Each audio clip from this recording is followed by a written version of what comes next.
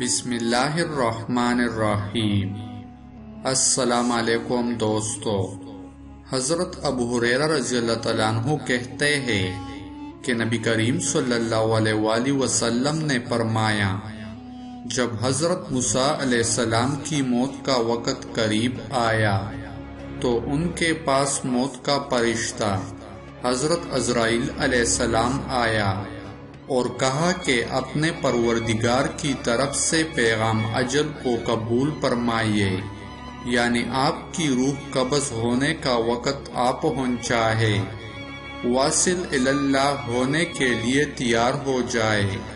نبی کریم صلی اللہ علیہ وآلہ وسلم نے فرمایا، حضرت موسیٰ علیہ السلام نے یہ سن کر فرشتہ موت کے تمانچہ رسید کر دیا، جس سے اس کی آنکھ پھوٹ گئی۔ نبی کریم صلی اللہ علیہ وآلہ وسلم نے فرمایا، موت کا فرشتہ دربار الہی میں واپس گیا اور عرض کیا کہ پروردگار، تو نے مجھے روح قبض کرنے کے لیے اپنے ایک ایسے بندے کے پاس بھیجا جو موت نہیں چاہتا، اور یہ کہ اس نے تمانچہ رسید کر کے میری آنکھ بھی پھوڑ دی ہے۔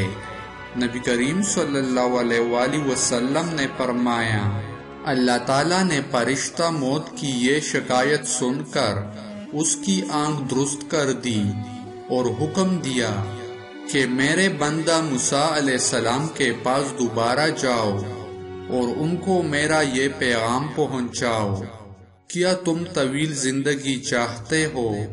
اگر تم طویل زندگی چاہتے ہو تو کسی بیل کی کمر پر اپنا ایک ہاتھ یا دونوں ہاتھ رکھ دو، تمہارے اس ہاتھ یا دونوں ہاتھوں کے نیچے جتنے بال آ جائیں گے ان میں سے ہر ایک بال کے عوض تمہاری زندگی میں 1 سال کا اضافہ ہو جائے گا۔ فرشتے نے دوبارہ حاضر ہو کر حضرت موسیٰ علیہ السلام کو اللہ تعالیٰ کا یہ پیغام سنایا تو انہوں نے کہا، اس طویل زندگی کا بھی آخری نتیجہ موت ہی ہے، تو پھر وہ آج ہی کیوں نہ آ جائے۔ میں اسی وقت موت کی آغوش میں جانے کے لیے تیار ہوں، لیکن میری یہ دعا ضرور ہے، رب کریم تدفین کے لیے مجھے ارض مقدس یعنی بیت المقدس سے قریب کر دے۔ اگر ایک پھینکے ہوئے پتھر کے بے قدر ہو۔ اس کے بعد نبی کریم صلی اللہ علیہ وآلہ وسلم نے صحابہ کو مخاطب کر کے فرمایا کہ اگر میں بیت المقدس کے قریب ہوتا تو تمہیں حضرت موسیٰ علیہ السلام کی قبر کا نشان دکھا دیتا، جو ایک راستہ کے کنارے پر سرخ ٹیلے کے قریب ہے۔ تو دوستو، یہ تھی حضرت موسیٰ علیہ السلام اور موت کے فرشتے کے متعلق واقعہ۔ امید کرتا ہوں یہ واقعہ آپ لوگوں کو پسند آیا ہوگا۔